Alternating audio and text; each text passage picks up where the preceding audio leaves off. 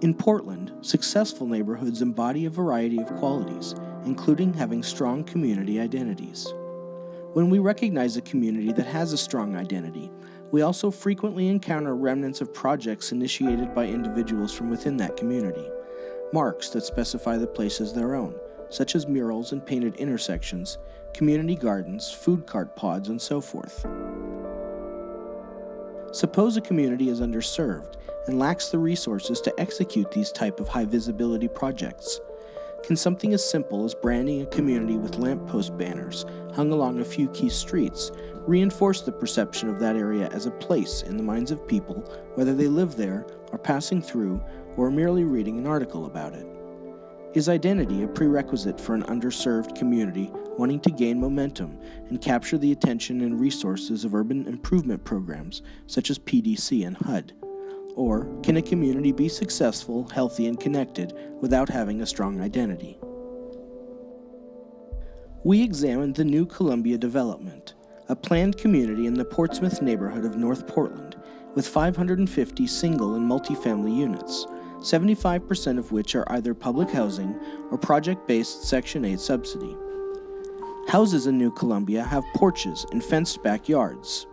The residents can enjoy a surprising amount of green space, parks and playgrounds, the Charles Jordan Community Center, a Boys and Girls Club, a computer learning center, a new elementary school, a village market specializing in fresh, healthy food, easy access to bus lines, and so forth.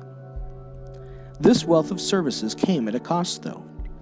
The site of the development was previously occupied by Columbia Villa, built more than 60 years ago as housing for World War II shipyard workers.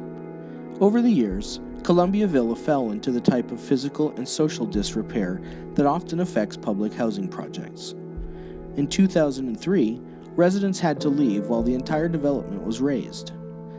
The developers worked with each family to find alternate housing during the construction process and ensured residents they could return if they desired and were accepted, though many chose not to.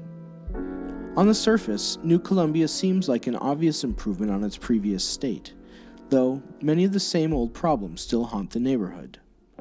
Drugs and gangs returned as residents were readmitted.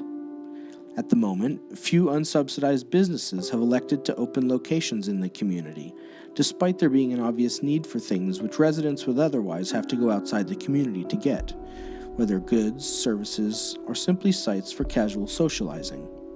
However, the people we spoke with agreed that progress was made. Streets are cleaner, families use the parks, adults and kids alike pack the community center and its programs. Still, something seems to be missing. Can New Columbia establish itself in Portland's awareness and continue its upswing? Or was this just another instance where architects and planners came and went without addressing the entire spectrum of needs of the people who live and work there?